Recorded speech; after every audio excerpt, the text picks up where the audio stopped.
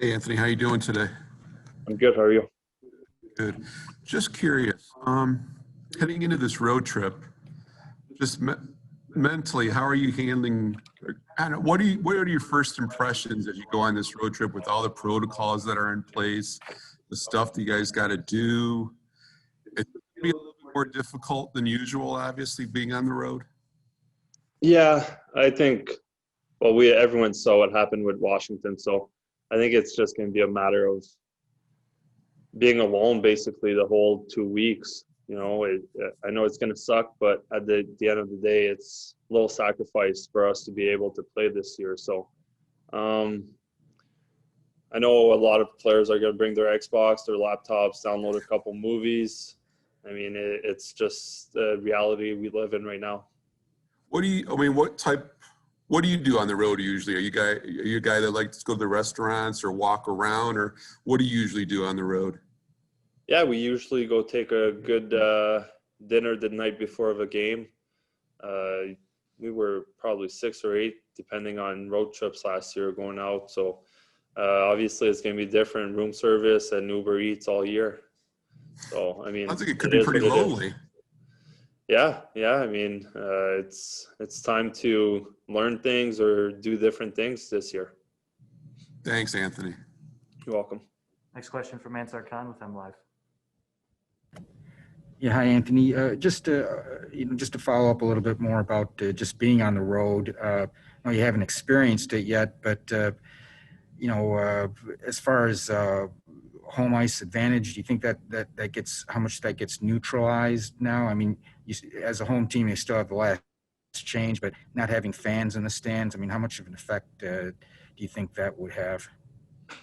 I mean, I think there's only 2 teams or 3 teams that has fans right now, right? If I'm not mistaken, Florida and then Dallas, and they're both in our division. I'm not sure about Tampa. I know they said they wouldn't have any yet, but I mean that could change. But yeah, it's a neutral ice until you get maybe 5,000 people up in the stands. I mean, it gives you a low edge, but as Detroit fans, we're pretty lucky. We see them everywhere usually, so I wouldn't be surprised if we saw a couple either in Dallas over the next weekend or something like that. Also, last game with the line changes, pretty much up and down the lineup, all 4 lines. I mean, did that surprise you a little bit? And how did you think your line? How did that feel playing with? Was it Ryan and Rasmussen? Yeah, I mean everyone was kind of surprised, but I think they just wanted to boost us a little bit, and it worked out really good. So everyone stepped up their game, and me personally with Ryan and Ras, I think we had a strong game. Obviously, we're 3 big bodies, so we just need to be a little physical in the ozone, and at the end of the day, when we win a game, it's all positive from there. Thanks. You're welcome. Next up, Colleen St. James from the Detroit Free Press. Hi, Anthony. What's your understanding of what you are and are not allowed to do on the road as far as interacting and such and where you'll have meals?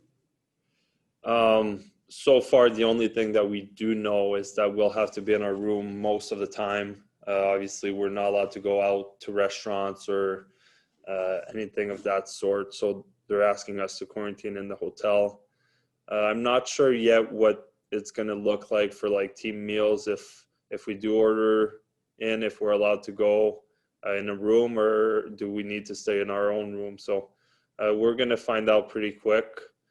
And like I said, I mean, it's going to be a long time, a little bit more than usual. So what movies are you downloading, or what have you stacked in your Netflix queue or Amazon Prime Yeah, queue? exactly. I think I'll be one of the guys that's going to bring his Xbox on the road to start. And then I'll try and find either start Yellowstone. Everyone says it's really good. So that's probably the next on my bucket list. Have you talked to anybody, friends around the league who've already been on the road, like other players, like what it's like, or? Yeah, they say it's bad. It's but bad. Like I said, at the end of the day, it's the sacrifices to play the game right now. And lastly, just how much are you paying attention to the fan noise that you've had here at home? The fake noise, you mean? Yes, the synthetic noise. I mean, it's it's weird. I'll be honest, but they're just trying to build something so it's not as boring as it should be. So I mean, it's fun at least. There's the music's a little bit louder, the fan noise when there's chances or whatnot. But they're just trying to do, I think, something good for when they publish on TV. So maybe it's better to watch on TV than it is in the rink. Thanks, Anthony. You're welcome. We'll wrap up with Max Boltman from The Athletic. Hey, Anthony, I'm curious, getting moved off of the Larkin and Bertuzzi line the other day. I just was wondering, how do you think you play differently when you're with those guys versus when the three of you are spread out among three different lines? It's actually hard to answer that question just because we haven't been separated in almost 2 years, like maybe a game here and there.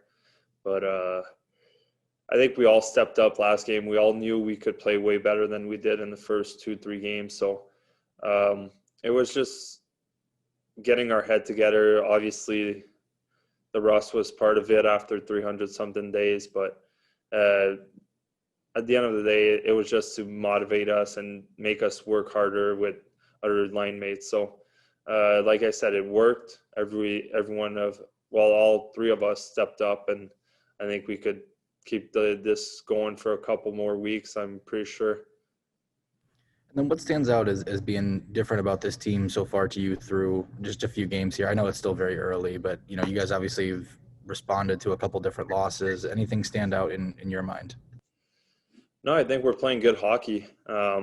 Obviously, we're 500 right now. It's good if you stay 500 for the whole season and then you beat 2 or 3 teams in your division, I was going to say, but that's the only teams you play against. If you beat them 5 times over the season, it gives you great chances of being in playoffs, So we're just trying to stay above 500. That's our goal, and then anything could happen. Thank you.